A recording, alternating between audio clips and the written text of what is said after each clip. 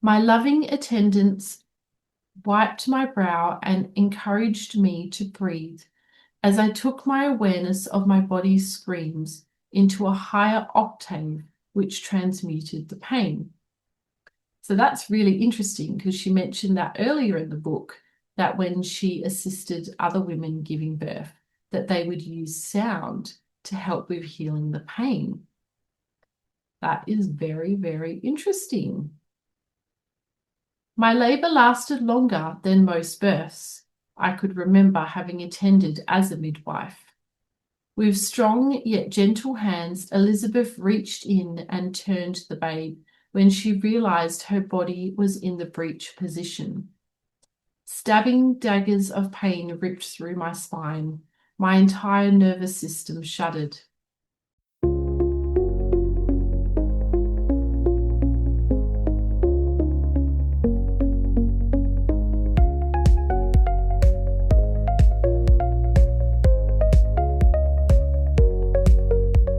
Hi, and welcome back to Empowered Spirit Healing.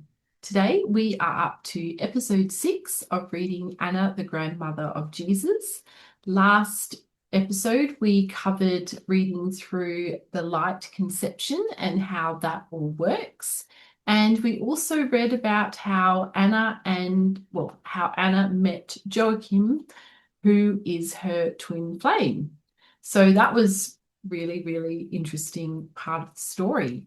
Now we're going to be reading chapter 12, which is all about Anna and Joachim's children. So let's get started. So it was when I met my beloved incarnate. How wondrous were those 3 months of courting and celebrating.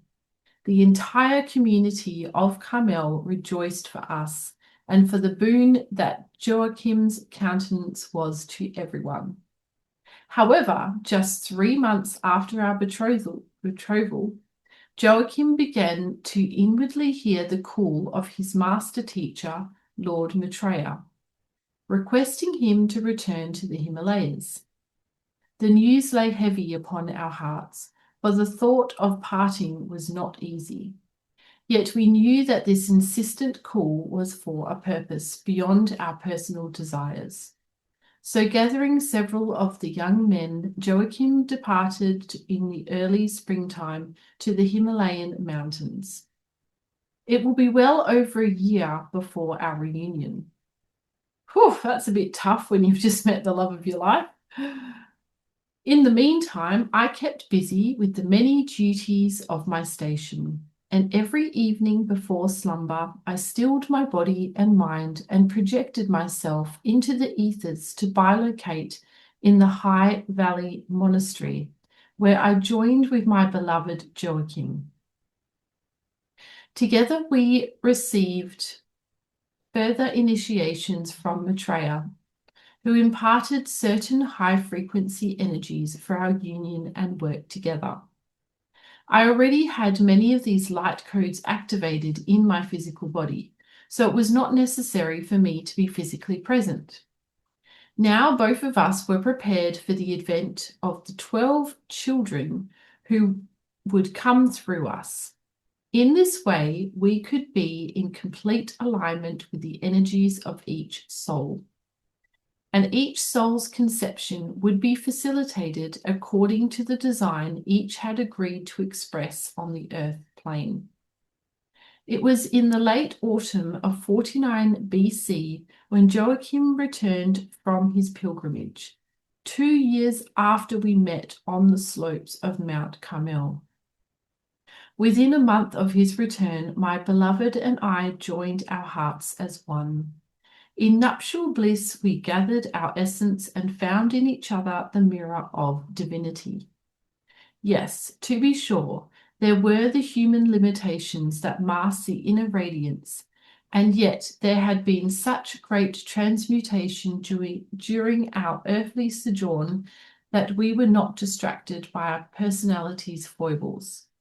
Through the gift of our beloved I Am presence, we stood before each other naked and transparent. Within the mirror of the other, we beheld the majesty and wonder of the celestial realms, as well as the joy of being spirit incarnate. Long ago, we had transmuted the passions of flesh within the wine vat of spirit. Now we cultivated the heightened flows of divine love, which pressed upon our loins and lifted up the wine of the beloved to the crown of the tree of life. Never in all my many duties of devotional energy practices did I find the rapture and ecstasy that I now experience with my beloved Joachim. And although Joachim practiced the science of longevity and performed any energy rituals that empowered his spiritual immortality, he had not chosen the path of physical immortality through the rite of the sepulchre as I did. Because my beloved was already ripe in years, we knew our time together was limited. Therefore, we chose to relish our every precious moment together.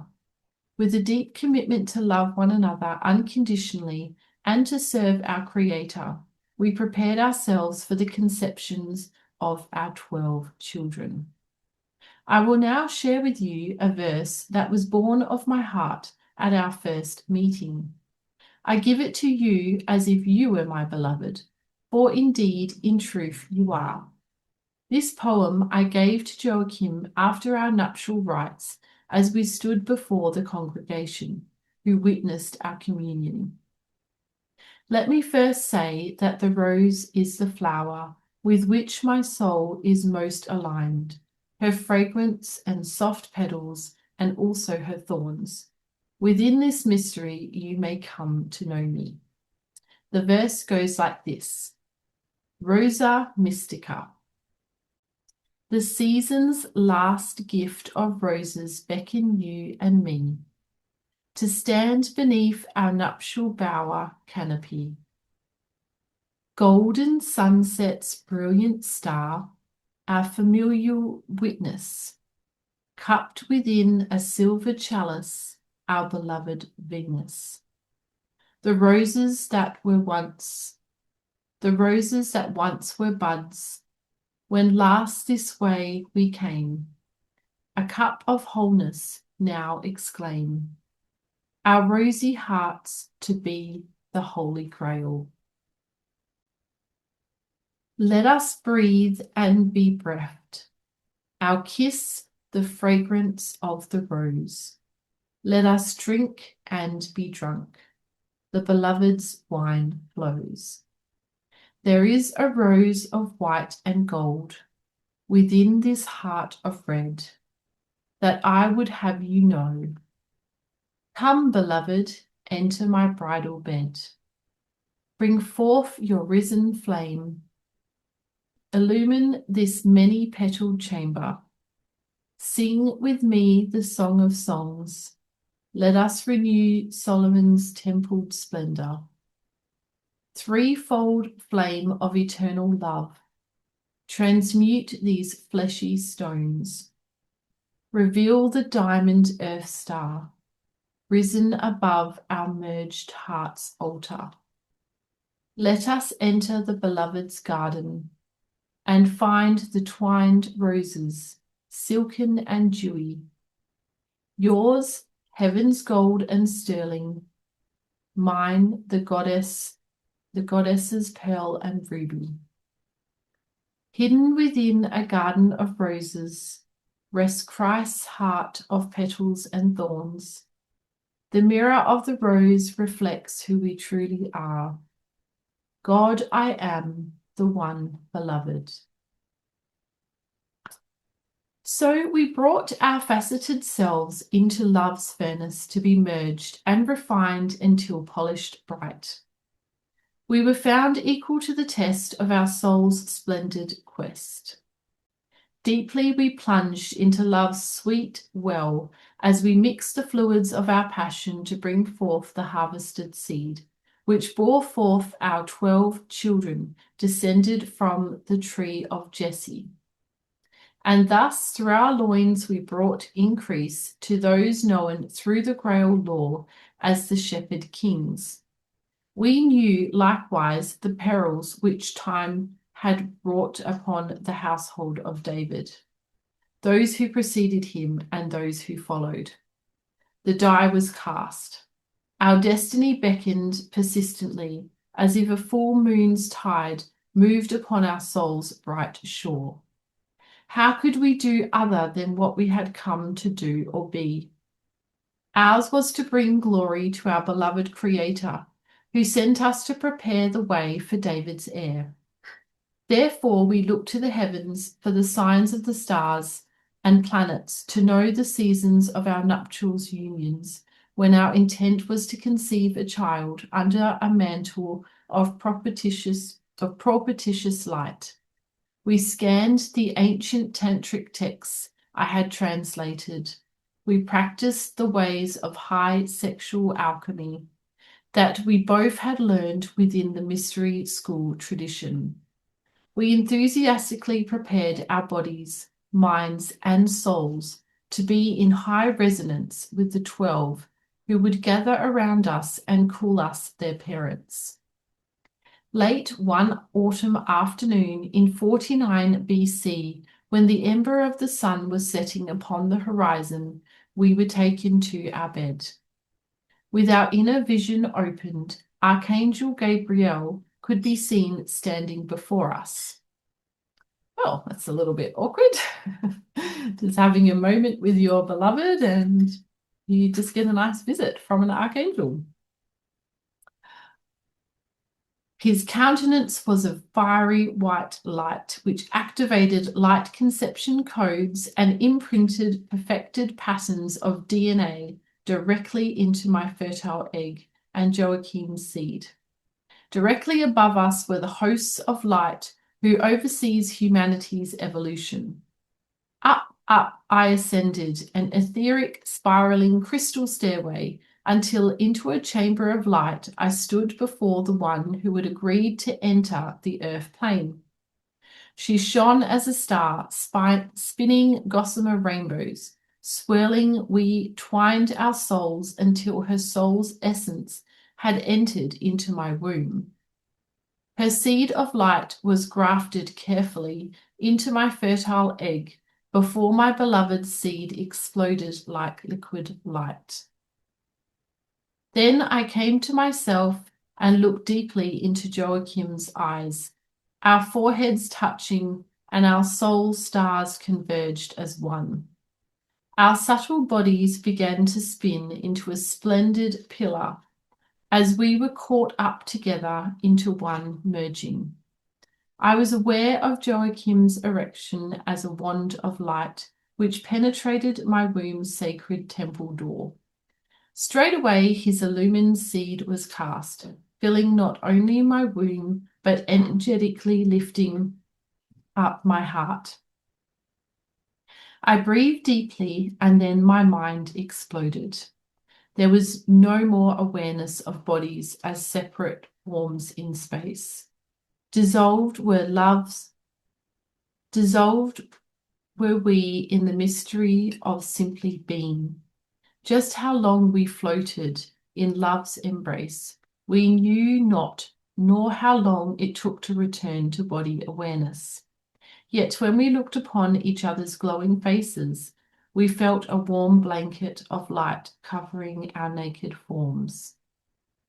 The waning sun cast pink light upon our chamber's wall, as we realized that almost a whole day had come and gone.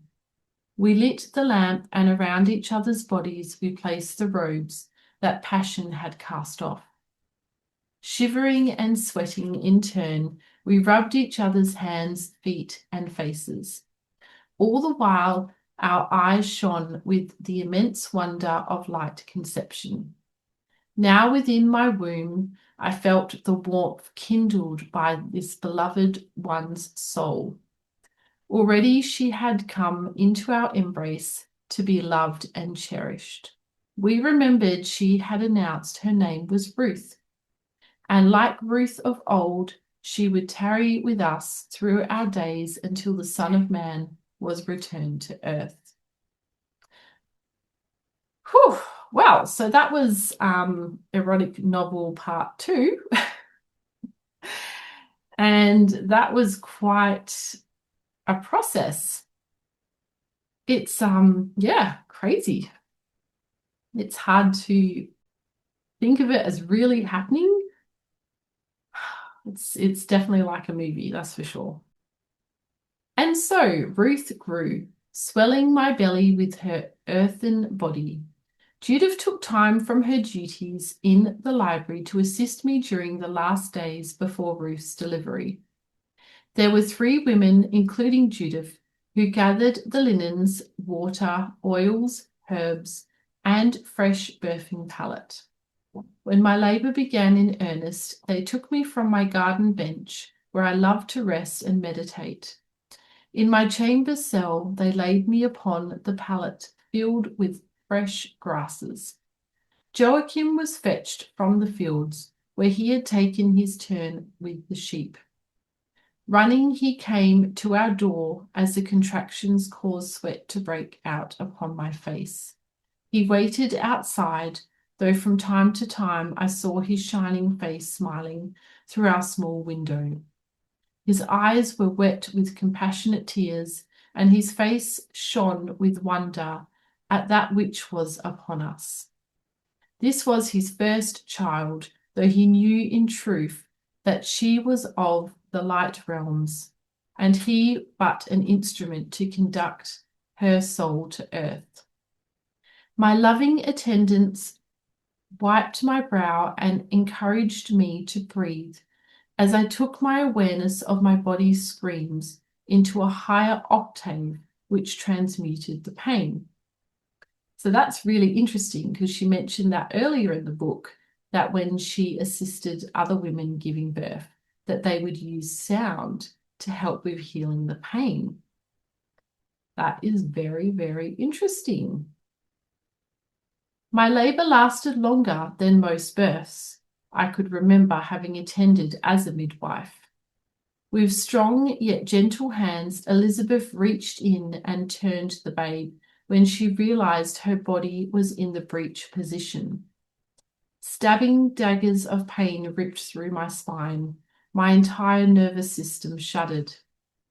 Yet these women worked with me, encouraging me to remember what I had taught birthing mothers. Just brings back memories. Contrary to dogmatic beliefs based in fear, women giving birth need not suffer. I turned the screaming sounds into a deep guttural toning. I gave each tissue and bone an opportunity to sound its feeling, all the while lifting my body awareness into expanded consciousness. When at last Ruth was born, her little body was somewhat bruised. Though her journey had been arduous, she was strong and healthy. So I just want to read that bit again. Contrary to dogmatic beliefs based in fear, women giving birth need not suffer. So I just wanted to share that because I think we have been so programmed to believe that giving birth is a painful experience. And everyone I know has had a painful birthing experience. I don't really know of anybody that I can think of that hasn't had a painful birth experience.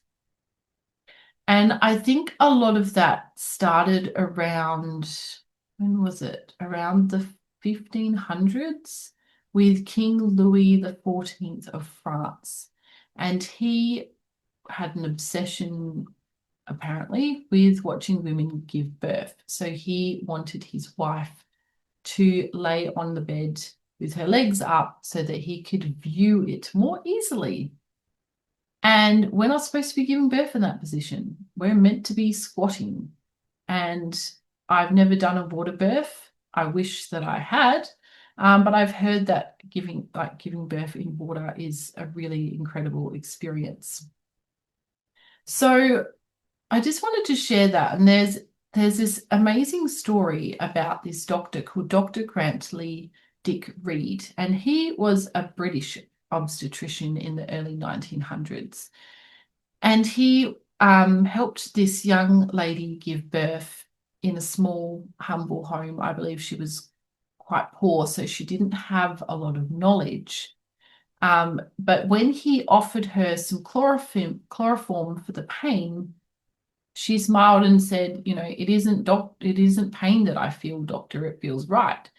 And apparently this was a breaking moment for him where he realized that it's not supposed to be a painful thing, giving birth. Like our bodies, women's bodies know what to do. It's just, it's instinct. And if you have ever watched an animal give birth, they don't seem to be in a lot of pain and they seem to know what they're doing. I mean, I've had a pet dog give birth twice, and I've also witnessed my cat giving birth to several kittens, and it was not a painful experience for them. So I really love that she brought that up. And I wish that sometime in the future that it can get out there that it's not supposed to be a painful experience. It's, we see so many movies and books where they're explaining how painful it is. I mean, of course, like in Anna's situation where the baby is breech, when there's complications like that, there is going to be some pain because there's a complication. But in a normal, healthy woman where the baby's in the right position and the baby's healthy and everything's okay, it's not actually supposed to be a painful experience. So hopefully one day they'll stop programming us with movies and books and things to make us believe that it's a really horrible, painful experience, because I know many women are scared to have a baby because of the birthing process. And it's like, how sad to let something like that. I mean, it's scary, don't get me wrong, but it's just sad that, people are stopped from experiencing the magic of having a child because of a fear of giving birth. Anyways, I just wanted to share that. A moment later, she was in my arms just as Martha came running from her duties in the communal kitchen. How excited she was to have a sister of her own.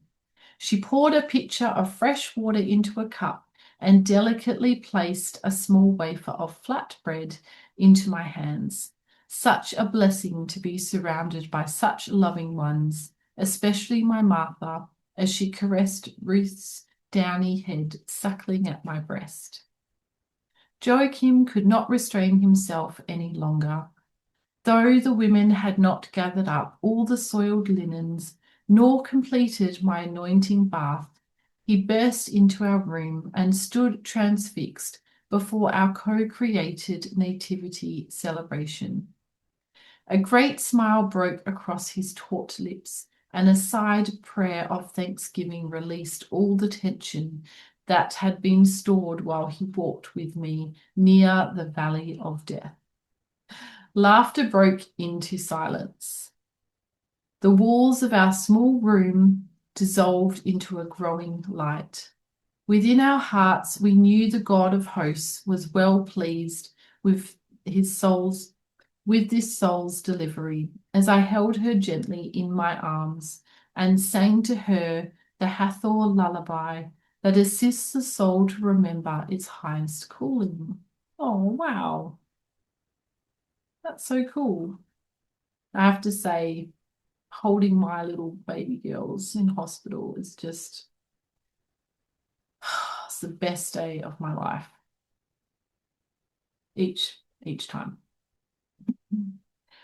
Thus were the days accomplished that the first of our 12 children was born. Then Joachim and I proceeded with our assignment to bring forth 12 illumined souls who were choosing to make their entrance upon the stage at this time to help prepare the way for the coming of the Messiah. As was decreed from on high, we came together at those appointed hours when we were called by the heavenly host to bring our energies into the realms of light for the purpose of communing with the monadic I am presence of each soul. There we met and merged according to each soul's destiny and ray purpose, so that I could fulfill all my responsibilities the Lord God of my being gave to me. Now it was over a period of 16 years, from 49 to 33 BC, that 11 of our 12 children were conceived and born. First came Ruth, followed by 2 sets of twins, Isaac and Andrew, and a year and a half later, Miriam and Jacob. Then in close succession came Josephus, followed by twins, Nathan and Luke. After 2 miscarriages came Rebecca and Ezekiel. My 11th child was named Noah. Even when these precious souls came forth to surround us like stars of a brilliant constellation, we knew that there was still one more child to come. I had previously known this one as his Miriam. This was her granddaughter, whose ascension had occurred many years earlier. We had been in continuous communion, and I introduced her to Joachim during our meditations. We knew her time was nigh. When Noah was still suckling at my breast, just before his weaning, I could hear his Miriam calling from the realms of light. My time is coming, my beloved mother. Precious are you in my sight. Nigh unto us is the coming of him long awaited. He and I have merged, and I am now prepared to come down. Forthwith shall you hear the announcement of my coming to the earth plane. Therefore prepare yourselves, my beloved mother and father. As we prepared for the Essene feast day of Moses translation in accordance with the promise of Enoch and Isaiah, Joachim and I awaited the tidings of Archangel Gabriel. As the stars gathered their light on the eve of the Feast of Tabernacles, we held to each other until the supernal light began to gather in our room. Lo, in the midst of our small chamber stood the Archangel Gabriel, with whom we had developed a fond and intimate relationship. He had heralded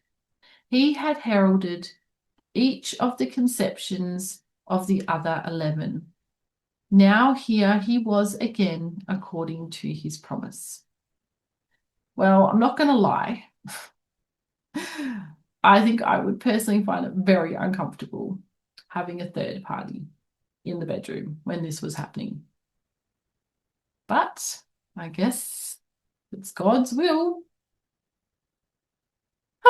Thus did Gabriel speak to our hearts. Behold, born to you shall be she who reigns on the left hand of the God of your fathers, even the one who represents the divine mother principle, the intelligence behind and within all that is.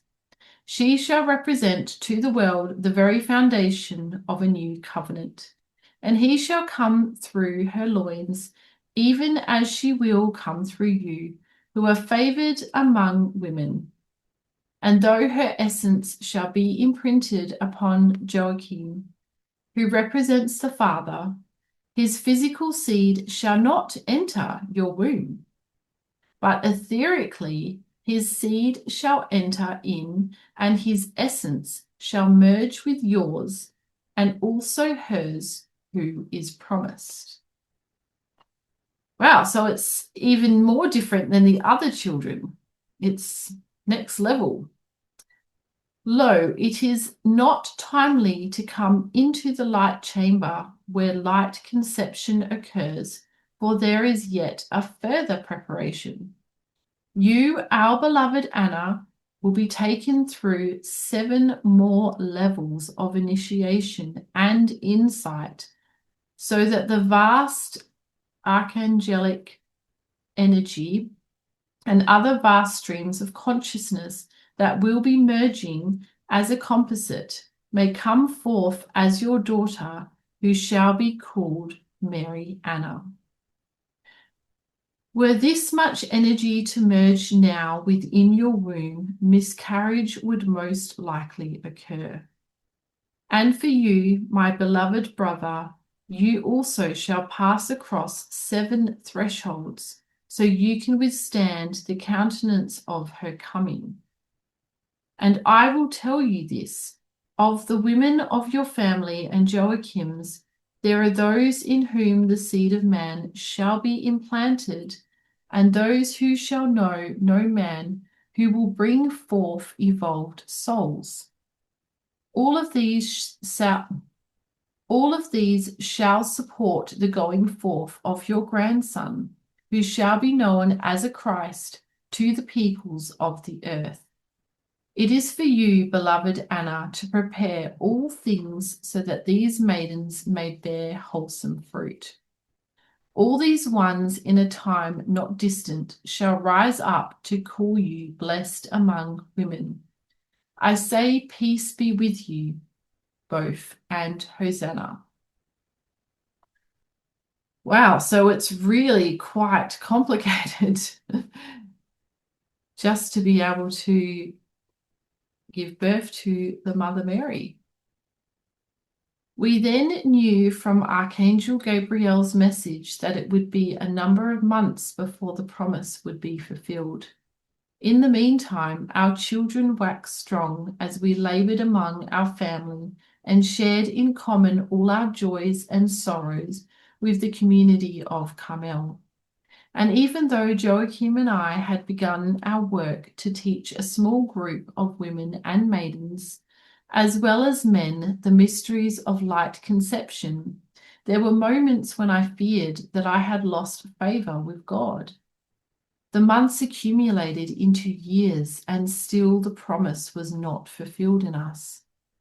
Nevertheless, we kept our faith strong in the knowing that there was a complex plot being co-created by many souls who were coming into the appropriate alignment and timing to play each divine part.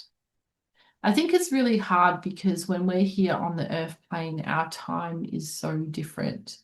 And on the other side, whatever you want to refer to it as, time doesn't exist. So it could be just a few moments for them, but for us, it can be months or even years. And it's really hard having to wait for something like that. Also, time was required for us to pass across the 7 thresholds that Angel Gabriel was gradually revealing to Joachim and me. With each initiation, I could evidence that we were growing in our capacity to be able to adequately hold the intense frequency patterns that were required for Mary Anna's conception. In addition, I was determined to provide a coherent place of habitation within my body for her full gestation. Of these initiations, I will now say little. I want to know what these initiations are like. I'm so curious. In another timing, when many factors existing with humanity are ready, I shall reveal more. Please understand, my dear friend, that I'm not intentionally withholding information that may be useful to your growth and the service you have come to give. Should you feel guidance to ask for increased awareness, know that you can ask your higher self to reveal these 7 insights. They will be given to you at time when you are certain to use the attending spiritual powers for a beneficial purpose. Well, I think that makes sense because we need to, if you think about it, the mystery schools have only ever been available to a very select few amount of people because the knowledge is just so powerful and it can't just be given freely to anybody, especially people that have a lot of ego and may make selfish choices and use the power for not very good things. So it makes sense that, it just can't be shared with everybody at this point in time. And I think if it's something that you're really interested in, then you'll be willing to do the work to dig deeper and to find out more, which is what I would like to do. So I'm hoping to be having an interview with a special friend of mine who knows quite a lot about mystery schools. So I'm looking forward to being able to offer that on my channel soon. Yes, my children were numerous and my days were filled to overflowing with the care of these sweet souls. Fortunately, within our Essene community, there were many sisters of all ages who were delighted to assist me in any way they could. Some even wet nursed my babies when I was taken ill during one of my 2 miscarriages. So indeed, I have much compassion for mothers who give birth to so many children during a short period of time. Yeah, so do I. And for those who long to have a child and find their wombs empty, I also have much understanding.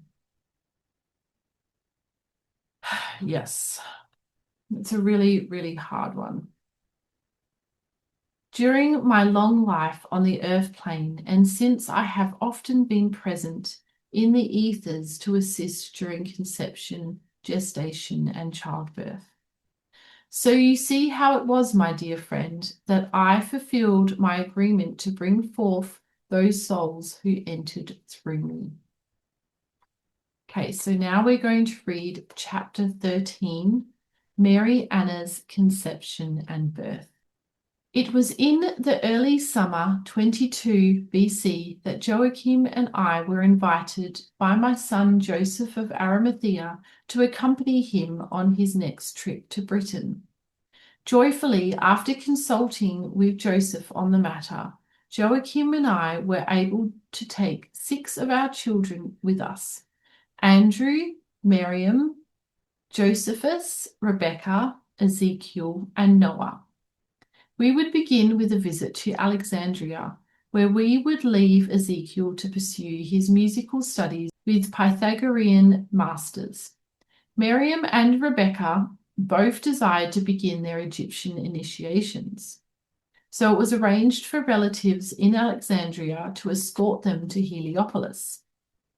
Then Isaac, who had been living in Egypt since his 18th birthday and was now ready to begin a new life, accompanied us from Alexandria to Massilia, which is Marseille, on his way to visit Jacob, who was living at a remote Essene community in the foothills of the Pyrenees Mountains.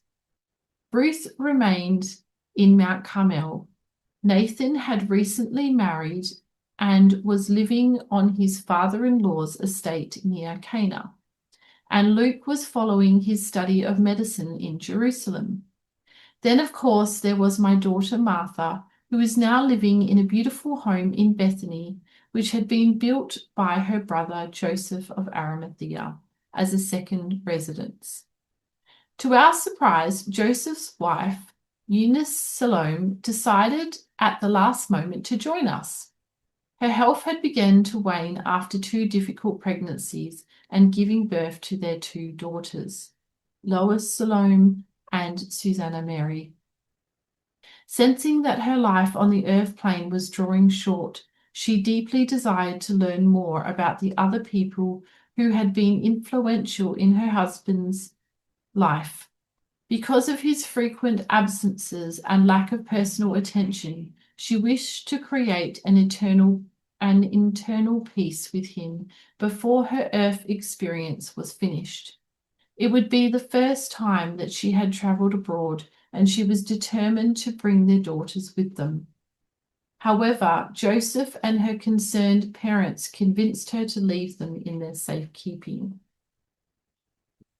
By late summer, all the necessary preparations had been made, and we took our departure from the new harbour at Caesarea, which had been built by the Romans for King Herod, about halfway between Carmel and Joppa. Travelling together in one of Joseph's larger freighting boats, we set sail for Alexandria, where we were met by our son Isaac, accompanied by the lovely young Egyptian woman who would soon become his bride. We stayed in Egypt for almost 2 months. We met with several remnant members of the Brotherhood of Tat. These wise teachers introduced Ezekiel into the Pythagorean mysteries of music. We also renewed family bonds with those of my daughter's Ariana's many descendants, who were currently living in Alexandria and Heliopolis. It was particularly satisfying to share Heliopolis and the ancient monuments of the Giza Plateau with Miriam and Rebecca. Andrew, Josephus, and Noah were quite taken with Egypt, but they were more intrigued by the stories I had shared with them about Britain, and they were eager to get there. With my son Isaac and his beautiful dark-skinned bride Tabitha, whose wedding we celebrated shortly before departing from Egypt, we made our way in a convoy of 3 freighting boats across the Great Sea to Massila, which is Marseille, where Joseph took on freight. We followed the coastline westward, and then mooring the boats to a village wharf, we proceeded by land into the Languedoc region. We joined our son Jacob at a recently established Essene community in the foothills of the Pyrenees Mountains. We visited this beautiful region for several weeks, where Isaac and Tabitha intended to stay and begin their new life together. Then we returned to our boats and continued on by sea. After passing through the Straits of Gibraltar into the Atlantic Ocean, we made our way northward along the coast of the Iberian Peninsula, across the Bay of Biscay, and around the peninsula of Brittany to the little community on the Isle of Mont Saint-Michel. After receiving a hearty welcome, we stayed for a week in order to replenish supplies and make minor repairs. Then we crossed the Channel, skirted around the southern tip of Britain, known as Land's End, just ahead of gale-force winds and torrential rains. How glad we were to reach the first of several small ports on the western coast of Cornwall, where Joseph received the tin he traded. With God's good providence, we were installed within warm shelter by the time the storm railed against the rugged cliffs. When the sea was calm, we proceeded onward to the flooded channel of the Severn River, which at the time was far more extensive than the inlet you now call the Bristol Channel. After transferring to a small flat-bottom boat, we made our way up the estuary of the Bruce River to a cluster of islands about 12 miles inland from where the coastline is now located. We landed on the Isle of Avalon, meaning the Isle of Apples, which formerly was also called Innis Witrin, Mystic Isle, and is now known as Glastonbury or the Isle of Glass.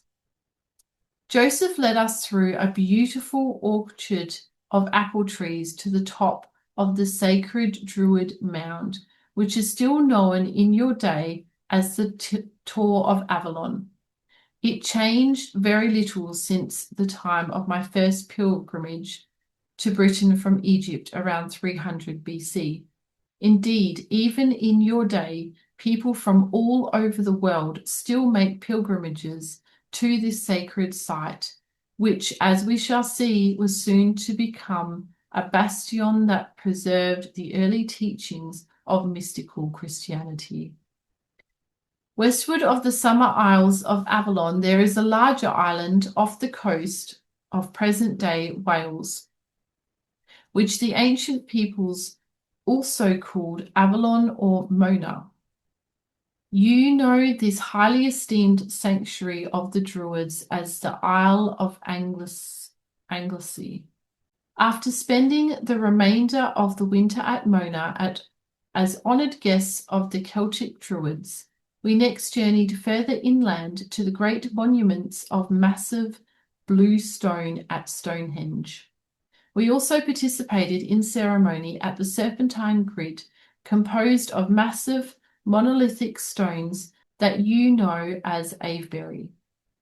There we gathered for the Beltane High Feast with the local high priest and priestess of the Druids to perform ritual ceremonies. The Celtic tribe that had once adopted me long ago had passed on a tradition by which I could be recognized upon my promised return. That's pretty cool. A small, deep indigo tattoo in the form of a trident had been drawn at the hairline of my forehead, which, though much faded over the years, confirmed my identity. So it was that I was remembered as the one who had come from Egypt to Britain many years before. I was recognized as a Druid high priestess who knew of the law and the energies of the Great Mother. Indeed, I was the one who knew how to speak to the trees, the stones, and the waters. I joined circles of priests and priestesses worshipping at sacred groves and wells, bidding the opening of the earth and spirit worlds to reveal the most ancient stories of the wise ones who had come this way and still lingered. How fascinating. At Stonehenge, Avebury, and Avalon, I once again took upon myself the white robes of the Druid order. I drew the mist around me to create veils of time and space through which I stepped to the other side. In Avalon, I met with nature spirits, fairies, little people, unicorns, and giants. These you read about in your children's fairy tale books, yet indeed such ones do exist just on the other side of a very thin veil. I really believe that. And I know that some people have been able to see them. And these still remain to teach humanity how to love the mother who provides all wealth and nurturing. Our travels took us to many sacred sites that deepened my love for this ancient land. Everywhere we went, even to the Northern Isles and Highlands, all rejoiced and gave me a solemn handshake, by which I knew that those who would come through me would be recognized and welcomed upon this land. I gathered high priestesses around me and told them all I knew about the coming forth of the incarnation of the goddess who would birth the Son of Man. I anointed them according to their order and opened hidden codes of the matricristic Grail lineage. They in turn consecrated me to my destiny. All the while, throughout our travels, Joachim was accepted as a brother. He was recognized as one from whom the Druid priests could learn while giving him the tokens of the Celtic Arcanum. Although there were times we were apart, for each had our own work to accomplish, we came together at the high days for ceremonial communion, meeting with those of leadership position at their board for supper. We continued many of our familiar Essene practices, yet we were not unwilling to lay aside that which did not serve our higher purpose in joining as one with the Celtic brothers and sisters. It was during one of our last days in Britain, while visiting stone circles on Mona, that Archangel Gabriel made one of his unexpected visits. Joachim and I had gone somewhat inland to an ancient holy spring where a monastic Druid order trained priestesses. We were invited to take sanctuary with those wonderful sisters. The head of the order was named Arinhod, to whom we made known the wisdom and prophecy of the Archangel Gabriel, had imparted to us. The goddess, a living embodiment of the Divine Mother, would be coming forth very soon. When I shared these glad tidings, Arinhod and her priestesses took me aside to a special chamber where she brought forth drops of sacred oil and holy water from 2 flasks, which they used to anoint my entire body. Then they painted my body with pigmented clay, creating ancient spiraling patterns to anchor the goddess's signature and blessing. Thus I was consecrated unto my high calling. These beautiful sisters bowed to me, seeing her presence all around me. Already there was a glow radiating from my womb. They called themselves blessed to touch the vessel that would bear the daughter of the sun, earth, and moon, who would be called Mary Anna. So it was after we had made our way back to Cornwall, where Joseph had several more freighting boats, being prepared for departure back to Palestine. We enjoyed 2 more weeks among the people and green hills that I loved so much. 26-year-old Andrew, 21-year-old Josephus, and Noah, who was 12, were taken in to begin their initiations within the Order of Druids. All 3 of our sons then made the choice to remain near the Isles of Glastonbury and Mona. After sharing reluctant farewells, it was time to depart the British Isles and make our way back to Palestine. We first returned to the Languedoc, where we rendezvoused with Jacob, Isaac, and Tabitha, who is now with child. We passed almost a month at their newly constructed stone and thatched roof home. Then we proceeded to Ephesus, which lies on the eastern coast of the Aegean Sea. Upon arriving in Ephesus, we were surprised to find a very stressed Judith and her new husband Justinian, an Essene brother who was also a Roman citizen. We had thought they would be in Carmel. They reported the recent discord that was mounting throughout Palestine, caused by King Herod's harsh edicts, immoral conduct, and insensitivity to the conditions of the Jewish people.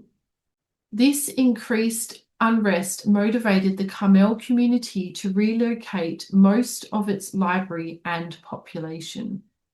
Ever since the attack by Mark Antony's soldiers in 37 BC and the massive earthquake of 31 BC, Qumran was no longer regarded as a safe refuge and repository.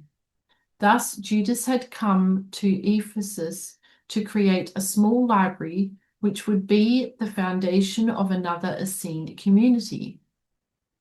It would also serve as the common storehouse and hub for the dispersal of goods and records to the Essene brothers at the various remote outposts in the nearby coastal regions. After consulting with Joseph, Joachim and I made the choice to remain in Ephesus to assist with the dispersal of records, some of which were scrolls that I myself had scribed over the years. These we took to remote hillside conclaves of the brethren. Into very inaccessible caves, we took these records and left them with monastic brothers to keep in their custody.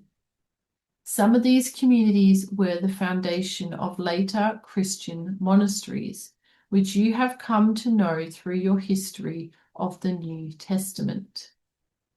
Eunice Salome's weak condition had rallied while in Britain, but the journey had become increasingly taxing on her constitution by the time we reached Ephesus.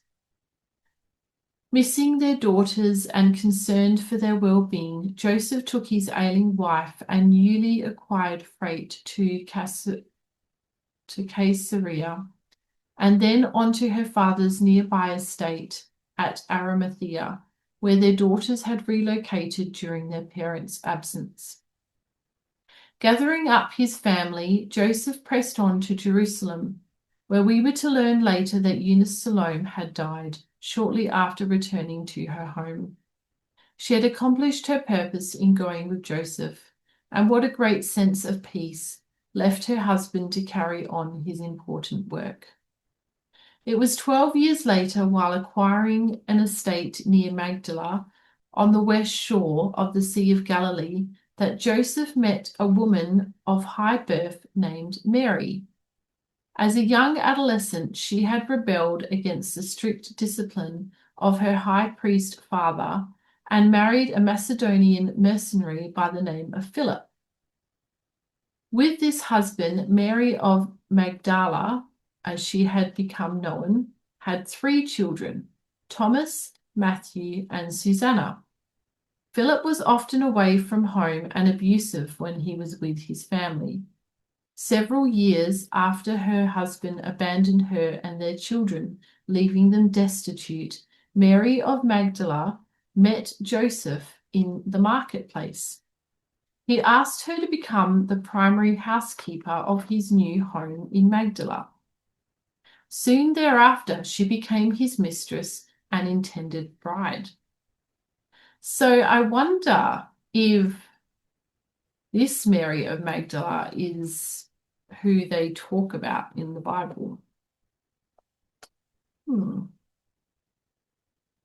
It was in late December of the year 21 BC, 1 month after we first arrived in Ephesus, that Archangel Gabriel visited Joachim and me one night. He had a way of surprising us, even though his visit earlier in Cornwall made it clear that our beloved daughter's divine presence had already begun to enter.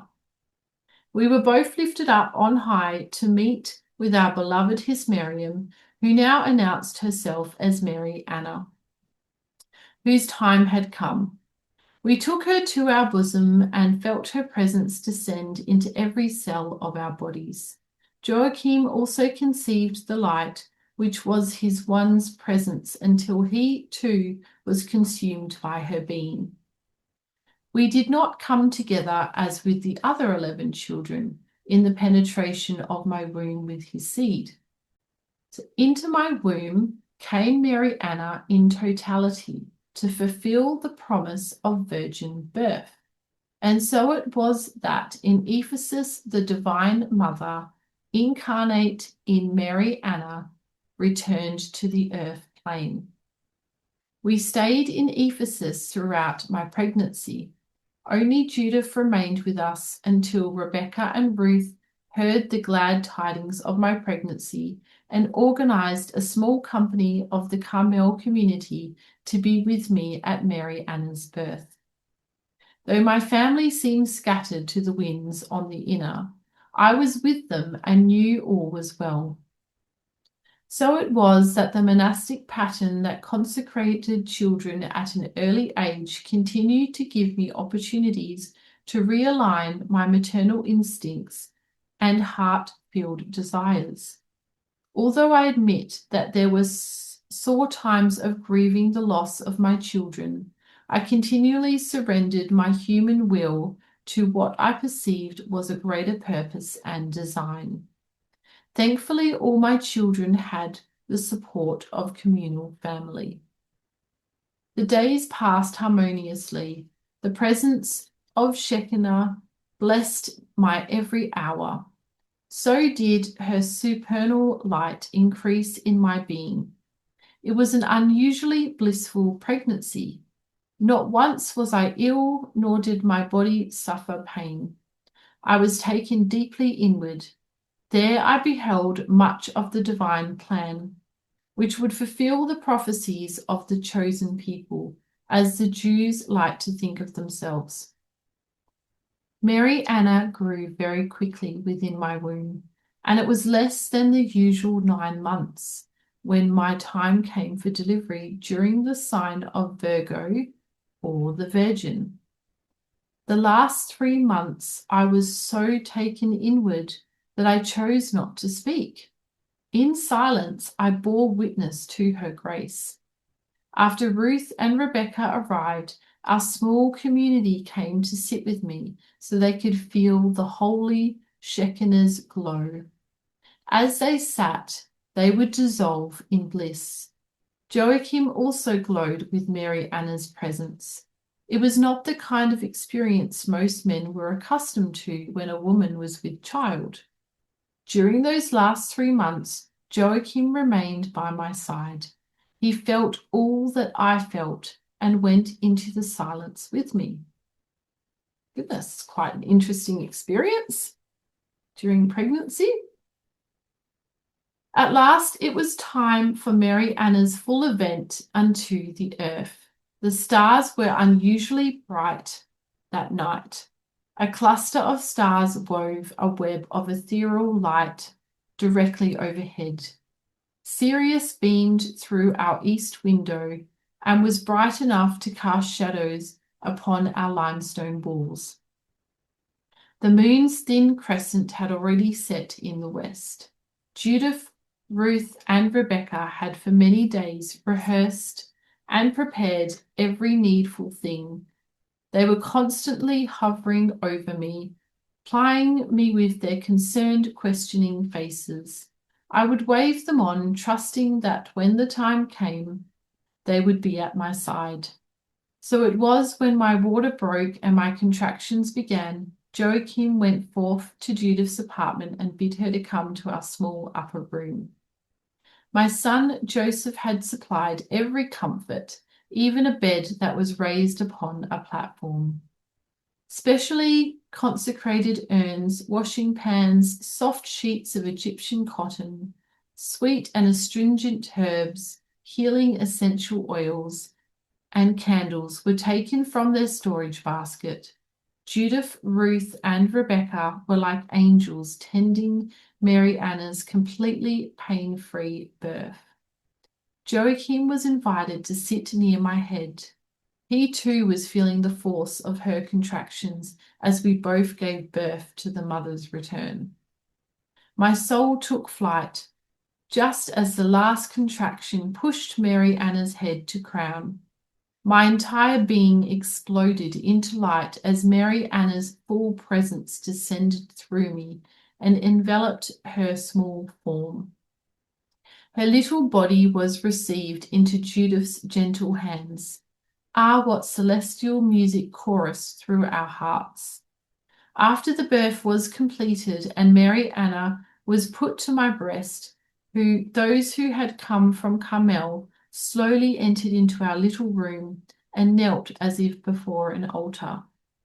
Here was the mother of the new covenant. With solemn rejoicing, each soul placed a gift beside my lap. Such a warm welcoming. Mary Anna's dark auburn hair shone of molten gold highlights.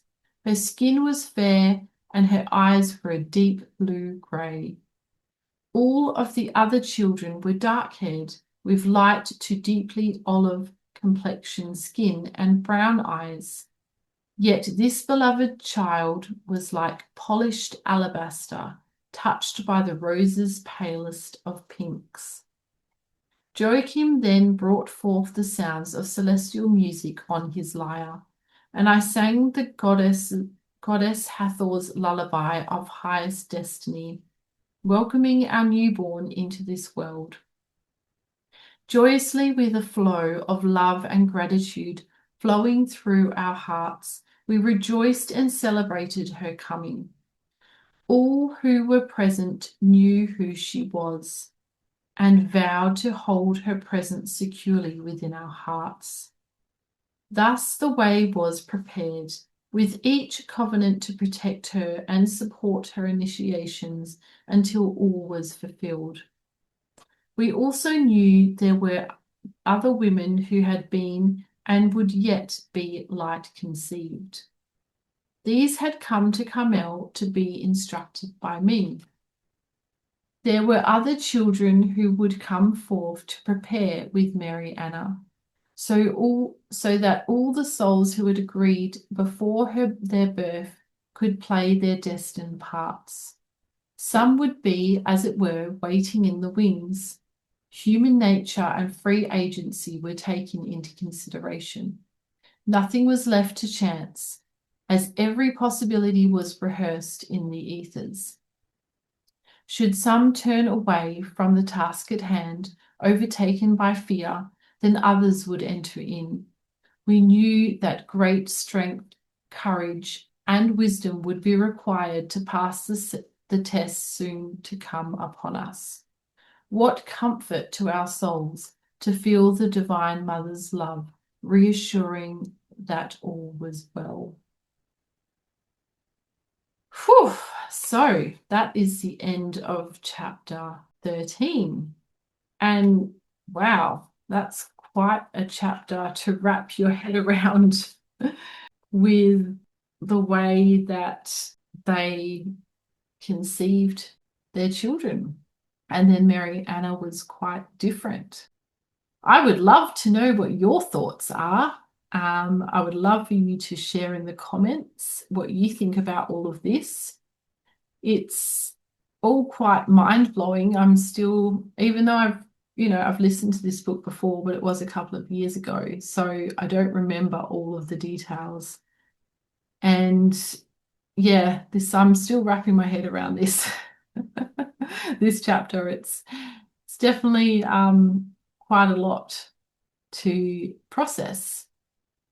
But anyways, I hope you have enjoyed this episode, and I hope you will join me to find out what happens next.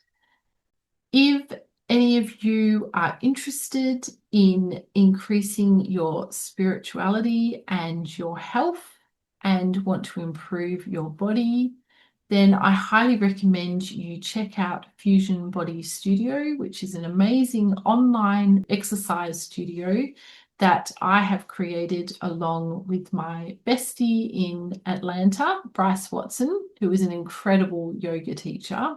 She has created some amazing workout classes that make working out really fun, that you can do from the comfort of your own home at your own pace. And there's so many different fun classes on there. We also have a range of different spiritual courses on there.